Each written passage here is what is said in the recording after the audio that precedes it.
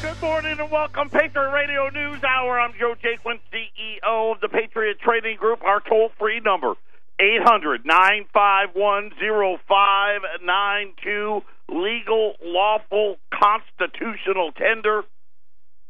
Really, if you think about it, biblical tender as well. Talking about gold and silver. The website at allamericangold.com. And as promised, the metals program, we're down to the last handful that will be out here, barring any disasters. They'll be all out here today, and we'll be all done with those. I will say this. We have hit new all-time record highs for metal plan participation, and people are listening. Listen, people are sick of it. You know what? We're sick of fees. We're sick of being told to risk all of our money in the casino that is Wall Street. We're sick of the debt markets. We're sick of all the games that they play with all the numbers, and today we're going to do it.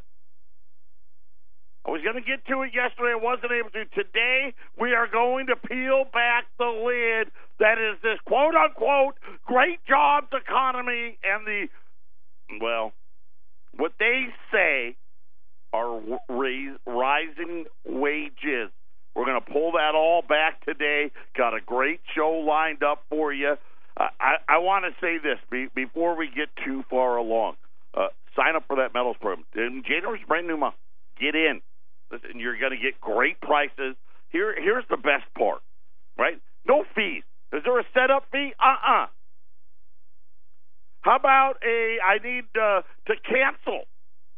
Nope, no fee for that either. How about if I want to put it on hold? No, not a fee. What if I need to change my address? It's okay. What if I call? Yeah, you call us. Go ahead. What does it cost you? Nothing. The only fee in there is a shipping fee. And now we've got offices in Colorado. We got offices in Phoenix. If you don't want to pay that and you want to pick it up, there you go. That every dollar goes towards the purchase of your products. Here's what else. You know what? Here's the best part.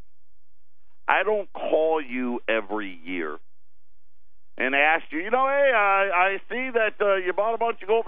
I need 2%. Right, like that great 401k they stuck us all with. By the way, Sears doesn't look good. The one bid appears to have been rejected. Eddie Lampert, the hedge fund guy. You know what I didn't realize? I was doing a little research on. People thought he was the next Warren Buffett. Warren Buffett, listen. Warren Buffett's made a lot of money in trading debt. Okay, not on his own merits, on other people's merits, but he's been real good at it. One of the things that he's always said is, hey, I buy the best in class. So this guy buying Sears and Kmart, that wasn't something Warren Buffett would have done. But neither here nor there. Looks like, they filed for liquidation this morning. It's not final yet, but it appears that Sears could be heading that way. 68,000 jobs at stake. Just sad. But that is happening. I wanted to talk. We got the big address tonight, right? We've got a government shutdown that's getting ready to enter into the fourth week. And I just want to say this. This has nothing to do with immigration. Nothing. I mean, for Trump it does. The Democrats are outright liars. And so are the Republicans. I mean, they're liars. Go back and listen to Bill Clinton, to Hillary Clinton, to Barack Obama, to Nancy Pelosi, to Chuck Schumer. Right? Here's the great thing. We got this great invention, and we got it from Al Gore. It's called the Internet.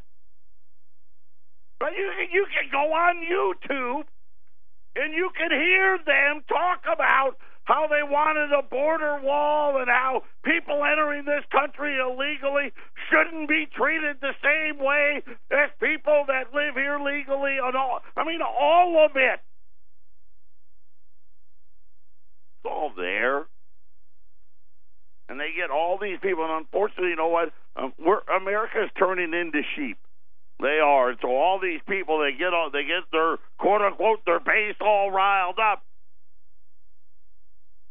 This is really the problem. This is why our founding fathers are so smart. We need less government, period, and a lot less of it, because most of these people do the bidding for somebody else. And this is, listen, my heart goes out. It does. It really does to all these people. Because we know the vast majority of these people that have been out of work because of this shutdown need that paycheck. This is a bunch of bull. Everybody knows that we need to protect our border. There's no doubt about it. And you know what? The Democrats have believed that just as much as the Republicans. You know, they actually got a guy, Trump would actually be willing to redo immigration. I think he'd be willing to redo the whole thing. They don't want to redo it. That's the point. We'll have to see what that brings. But I wanted to bring that out there. You know what? Educate yourself a little bit. Patriot Radio News Hour. When we get back, we're going to talk about another government scam being predicated upon all of us. 800-951-0592 is the toll-free number. By the way, a couple of data points you need to know about. Yesterday, ISM, this is one of those soft survey data, lowest in 14 months. The picture hasn't changed that great. Listen, that jobs report from December, it was a good one, but that was the top. It just finished off all the rest of the soft data stuff. And here's the funny part. All the idiots that they parade out there on the TV telling you, oh, no, it's great, they all know. They're lying. They're using puffery because they want to sell you debt. I'm so tired of them taking advantage and preying upon all of us. If I got to hear one more person come in and tell me about how their financial planner had no stop losses in their Apple stock or their Facebook stock or their Amazon stock, I'm going to lose my mind.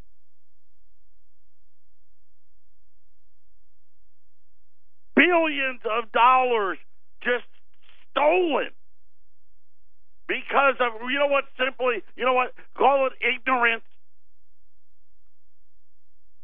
But it's these guys out there that drink their own Kool-Aid. And I said it last week, Tim Cook is not Steve Jobs. But yesterday, so ISM was out below. Job openings came out today, down 300,000 jobs, all this stuff. Don't be fooled by the Fantasy Island number you got last week. What you really needed to pay to do was what Jay Powell said. How he was being sensitive to Wall Street. Really what he meant to say was, maybe we do have a problem out there. And I'm not even going to talk about Disney. Oh, I am going to talk about Disneyland. The cheapest ticket now. I did not know this. But do you know that Disney now charges by the, not just by the day, but the days when, hey, nobody's going to be there, will charge you less. The days where, hey, we know it's spring break, or we know it's fall break, right? We know it's summertime, right? The fees go way up. The cheapest ticket now to go to Disney World or Disneyland now is in excess of $100, and that's on a day when most people can't go. Which they don't say when that day is.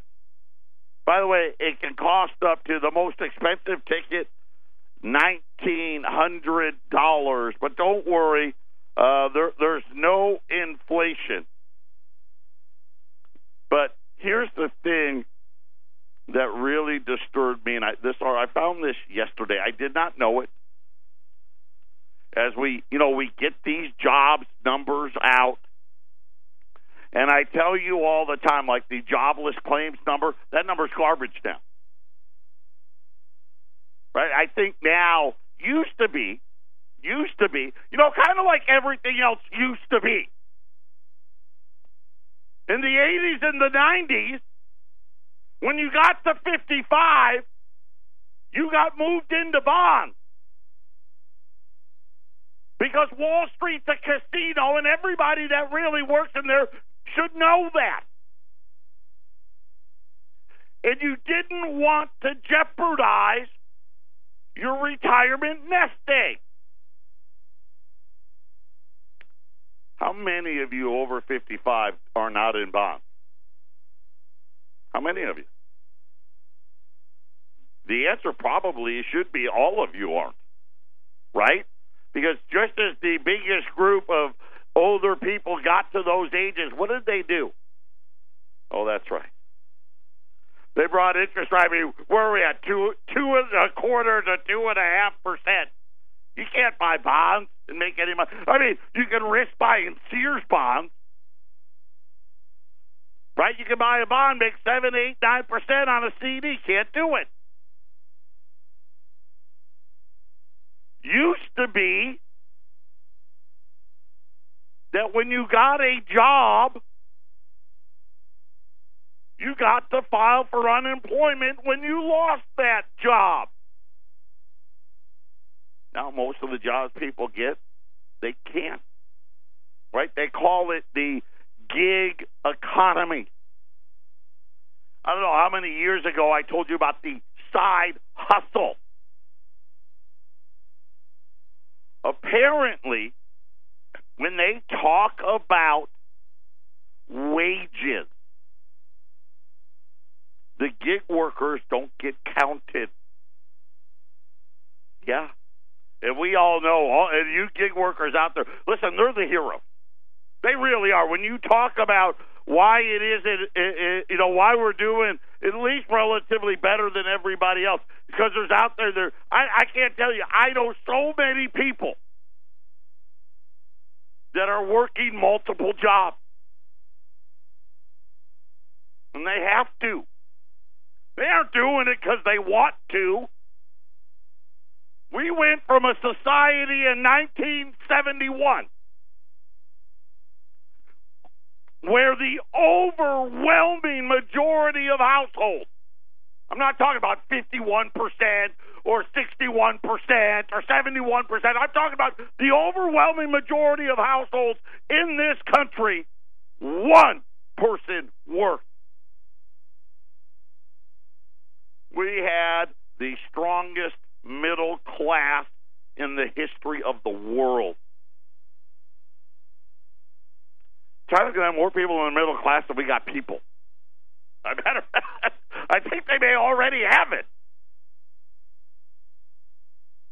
We did that with one person working. Now it's almost impossible. It's not impossible. They're out there. The uber rich. Even the people that I know that are they make real good money, usually both of them are working. Now we live in a society where not only is mom and dad working, a lot of these households now, they're working multiple jobs. Antoinette Kunda wasn't always rushing to make deliveries for strangers and pick up riders. Prior to the Great Recession, she worked as an executive administrative assistant for American Express. She earned $80,000 a year. And she was an administrative assistant, a secretary, but for an executive at Amex. It's a hard job.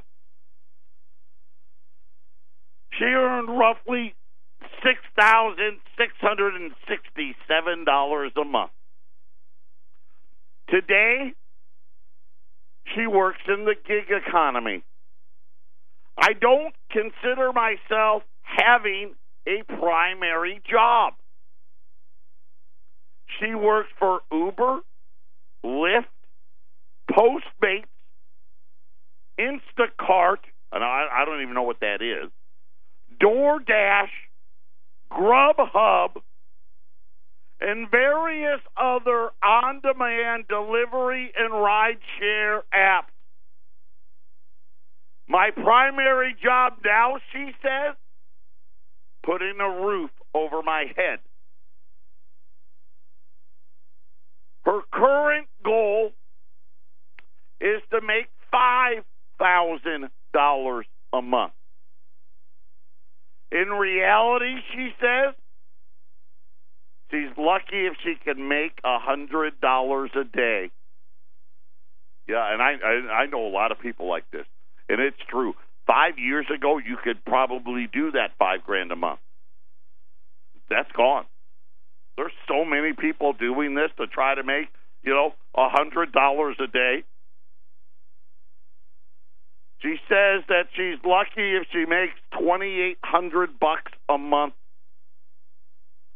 Last week, and here's where it gets interesting. That's not news, but this is.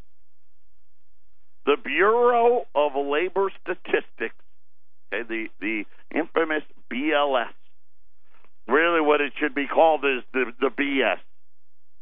Right? This is who we count on to tell us about wages. Of course, they get their directive. You know where they get it from. They're not going to admit it, but we all know, right? Some MIT mafia guy came up with some great mathematical formula. They reported a sharp rise in wages in December, reaching a post-recession high of 3.9%. Problem is, Kunda's and others' incomes, which are notoriously unpredictable, are not even in the BLS's projection. All of her work and all of the other so-called side hustlers or gig workers who typically work multiple jobs. And let's face it, if you did it by the hour, it's not even minimum wage. It's really not. Right? They only want to count when you actually have a delivery. Right? The rest of the time, well, I'm in my car, I'm parked at the 7-Eleven waiting. That don't count. Are essentially invisible in the eyes of the Bureau of Labor Statistics. So the number one, listen, we already know, the largest segment of the workforce, gig economy.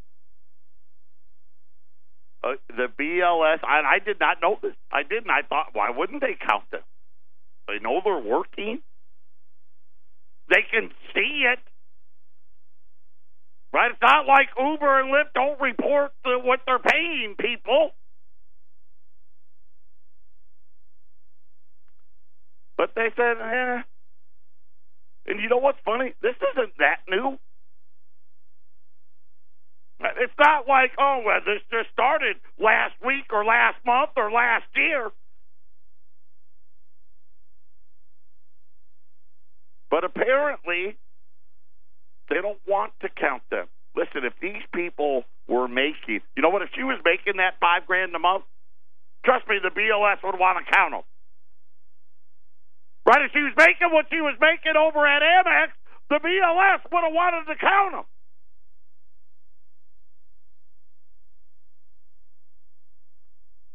The agency a key source of information on the labor market. Matter of fact, it is the source. Says it doesn't keep tabs on how much people make and what the government decides is non-primary work. You don't count. And again, why do you think they don't count? And how could we take the number one growth category and have the government say, you don't count? Because you know why? It makes the numbers look bad. Listen, she went from making $80,000, right? She went from making $80,000 to making $33,000. That's just the reality. Well, the BLS doesn't want to reflect that. They want to tell you wages went up for the CEO. But think about it now. Now the CEO pays even have a bigger effect on the wages, don't they?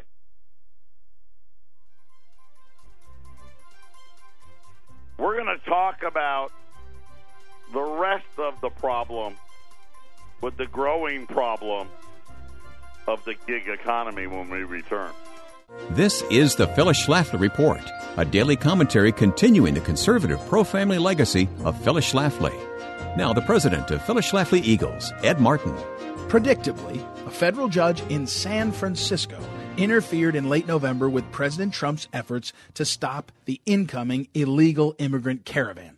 Despite how border control is an issue of national security under nearly exclusive presidential authority, Obama appointed San Francisco Judge John S. Tiger took it upon himself to issue an injunction against the presidential proclamation that limited asylum applications by Central American migrants.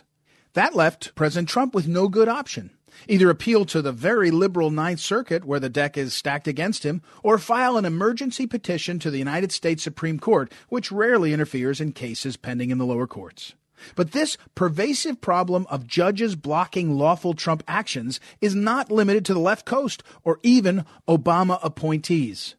By now, President Trump has appointed many judges to the federal bench, but the vetting of those nominees was cast in doubt by the ruling against the White House concerning CNN's Jim Acosta.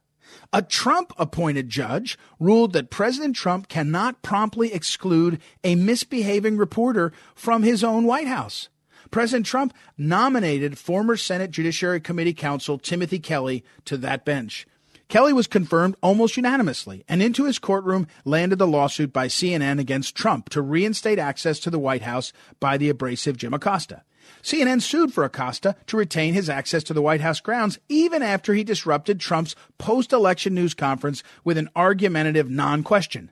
If a hostile reporter had lectured President Obama and combatively refused to give up the microphone, that reporter would have been banned. But in stark illustration of judicial activism, Judge Kelly ordered President Trump to return Acosta's highly desirable hard pass for full access to the West Wing. Judges require journalists to treat court proceedings with extreme deference, but President Trump has been made powerless to regulate who can roam freely inside his own home. Let's hope the president makes the White House great again by posting a burly security guard next to Jim Acosta with orders to remove him the next time he misbehaves. This has been the Phyllis Schlafly Report from Phyllis Schlafly Eagles. Can activist judges be stopped, or will they continue to overturn laws with no regard for the Constitution or the will of the people? Connect with us at phyllisschlafly.com to hear alerts on rulings made by never-elected supremacist judges and to share your viewpoint. That's phyllisschlafly.com. Thanks for listening, and join us again for the Phyllis Schlafly Report. 800-951-0592. It's bad enough that the report... Now, remember, we get different data from different agencies. This one, the BLS, is in charge of the wage factor. The household survey is in charge of unemployment. Social Security is in charge of how many people are working. These guys are in charge of the wage. And we know the gig guys are at the lower end of the wage, and they don't count them. Here's part of the problem. The BLS can't even come up with a definition for a gig worker. So they said, hey, we don't have any way to track them because we don't have a definition of what a gig worker is. Now, I don't know how many meetings you need to have to figure that out. I mean, it is government, so you probably need, at least a dozen of them, but still.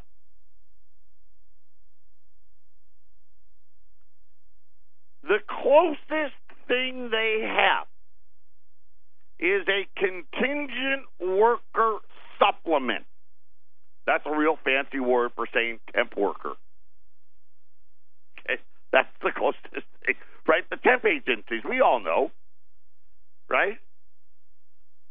We know what that is. Found out something else today that I did not know. Prior to last month, now again, let me just say this. Doesn't mean they did it last month, okay? That's not what that means. But up until last month, and we don't know, and we're going to, and I'm going to go out on a ledge here and say I know that it hasn't happened. The BLS has not released a contingent worker supplement since 2005. What?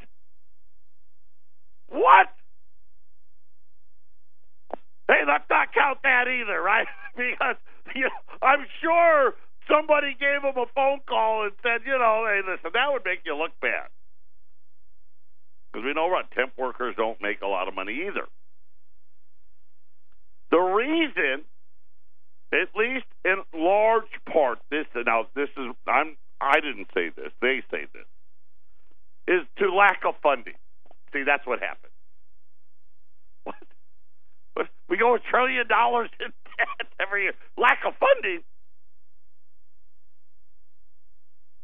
Or was it a lack of a stop reporting that because it makes us look bad?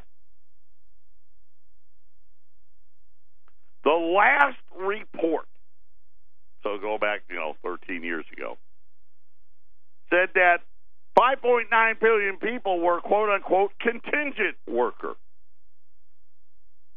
It's not that the BLS doesn't care about secondary work. They do. Again, not my comment. But without adequate funding, it's difficult for the BLS to study these workers. See, that's what it is. So I'm like, how big is it that the BLS can't study them? If it's the largest growing part of the workforce, that would mean there's less people in the other part of the workforce, would seem to me would mean they'd have the time.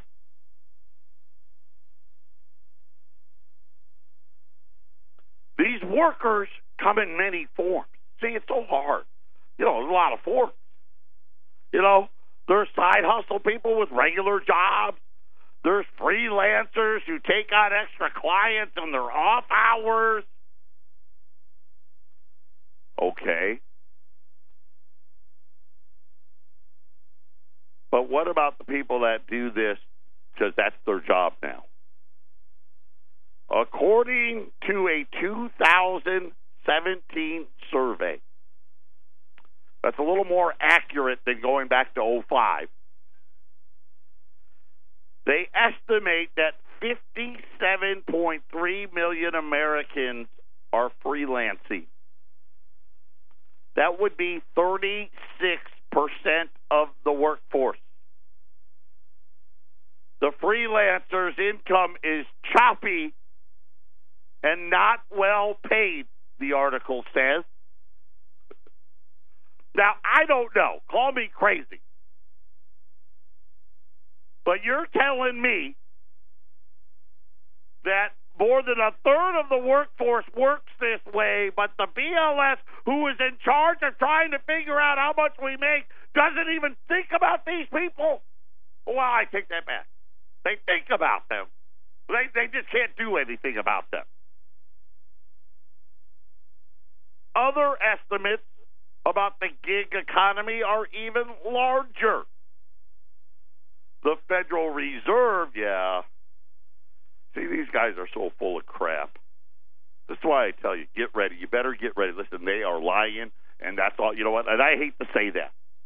I do. I want it to be ignorant, and I want to believe. I do. I want them to believe that they really care about us. I've been doing this for 15 years. I read more stuff before 9 a.m. than most people probably read all month. Unfortunately, a lot of people read all year.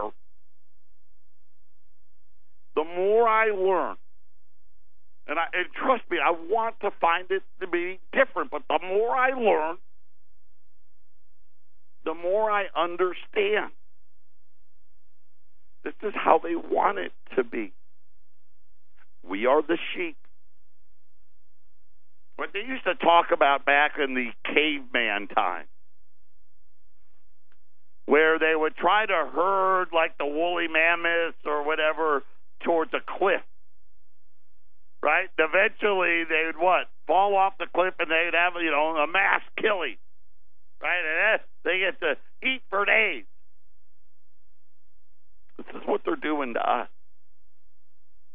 Just keep herding us towards the cliff, herding us towards the cliff. More and more of us now getting closer to the cliff.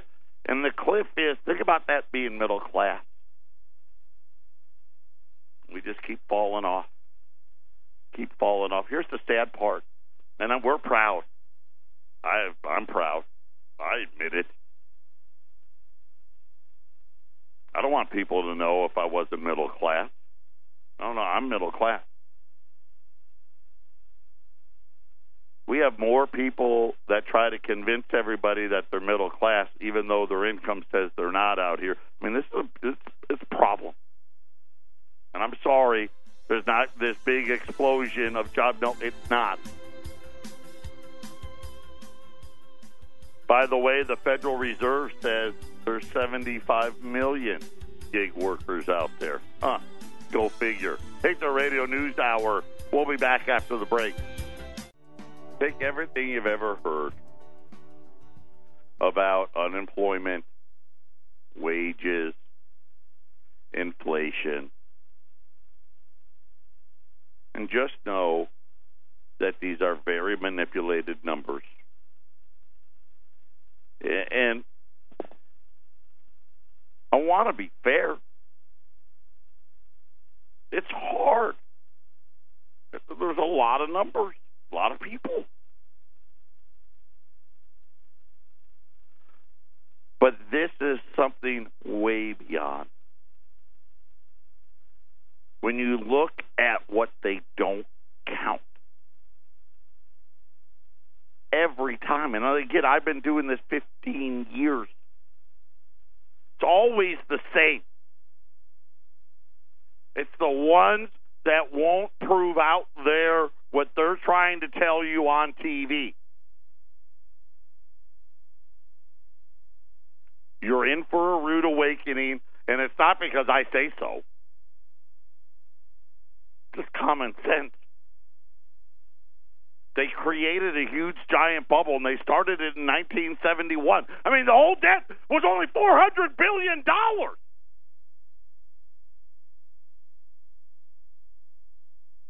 And really, if you just went back to 1964,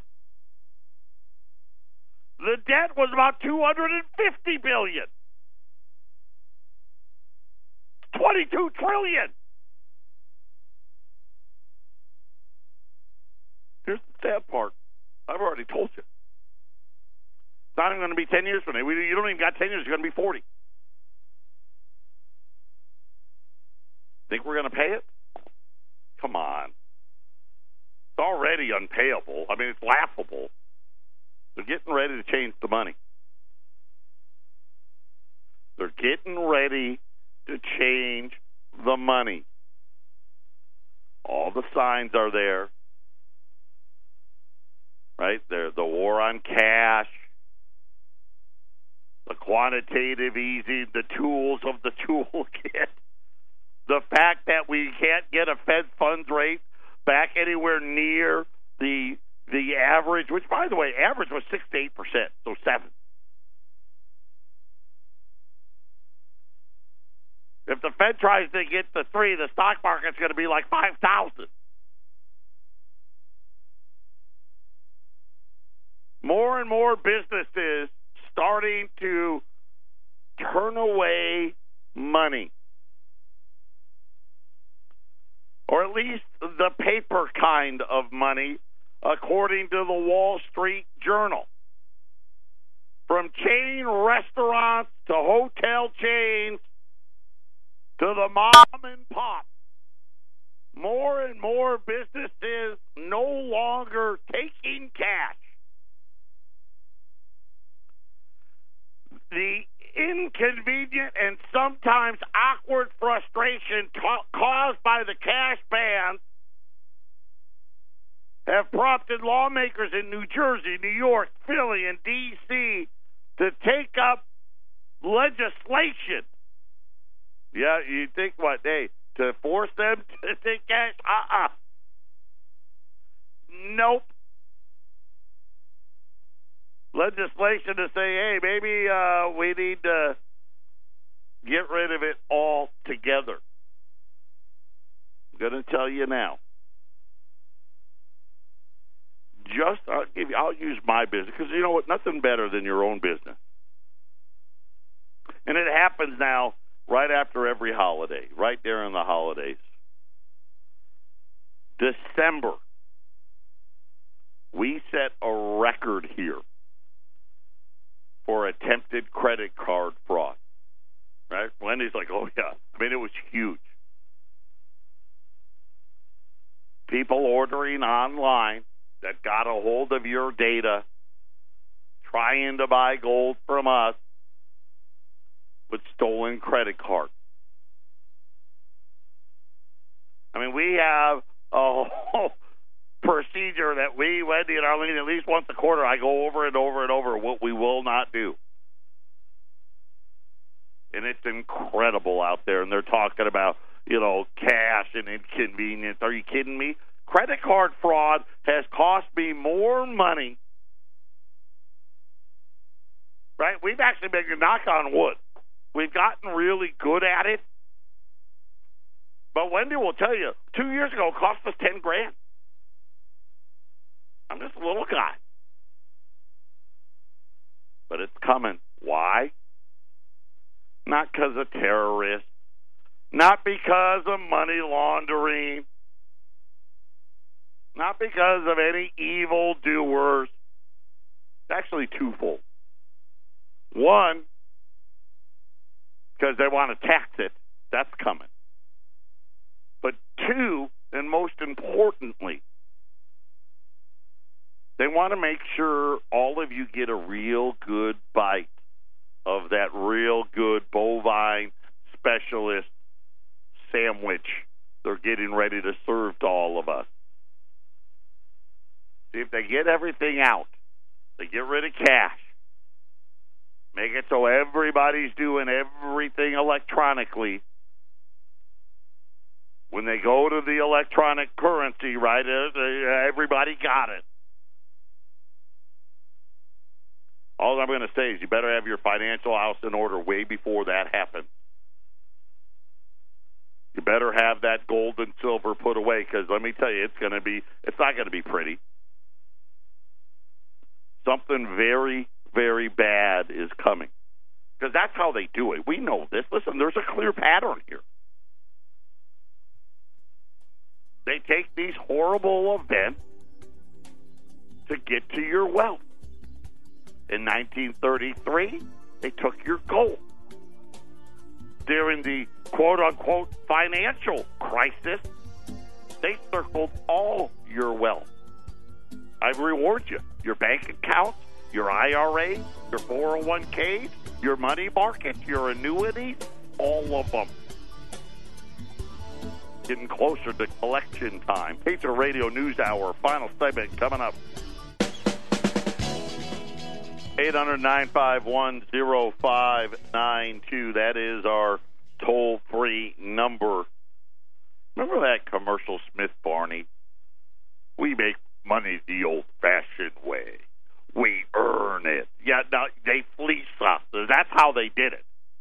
And if you don't think I'm right, they will lie to us till the end.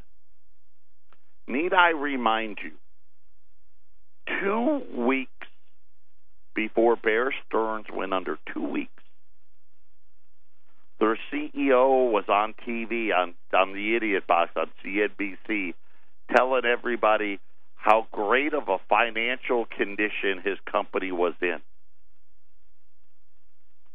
2 weeks later, over the weekend, they set it up to where they gave J.P. Morgan a bunch of money to take over for him. Same thing with Merrill Lynch, with B of A, right? Be ready. Yesterday, I ran a special, and I'm happy because we sold a lot of it. I'm sad because we should have sold out. We ran those $5 lists. I still have 20 left. They're $350 if you buy 4 or more, $13.95. This is the best fractional gold deal we've run in at least a decade, run more than that, and maybe ever. On $5 libs, $350. Every 4 you buy, I'll take it down to $13.95. So you save $5 on 4 of them. I only got 20 left. I do have 20 $10 libs. Okay, so you go up to the $10 lib. I'm going to have those at $690 on those 20. $690 on $10 libs. Makes them less than a 20. $350 on $5 libs. I've got 20 of each. These need to sell out. I've already bought them. They got to sell out. This is it. You love this show. You love what we do. You love the radio station. You buy the products. It's just that simple. 800-951-0592. Dow's up about 100. It was up a lot more than that earlier. This China thing, the trade talk thing. We'll see how that goes. Gold was down big, and now it's not. And again, none of it, man. It's all BS anyway. But right now, gold's down $3 and change, $12.86. Silver's down about 8 cents, $15.67. The NASDAQ and the S&P, they're higher as well. Not by a lot, but by a little bit. 800-951-0592. I will be saying I'll be interested to hear the president tonight. But remember what I told you. These are the same people, they talk out of both sides of you-know-what. Both sides of their mouth. All of them. We need to get rid of them all. Right? Really what we need to do is get less government, but it's too late. They're going to bankrupt us all first. Maybe then, maybe after they bankrupt us, maybe then we'll demand it. Patriot Radio News Hour. Have a great day. We'll be back on a hump day tomorrow.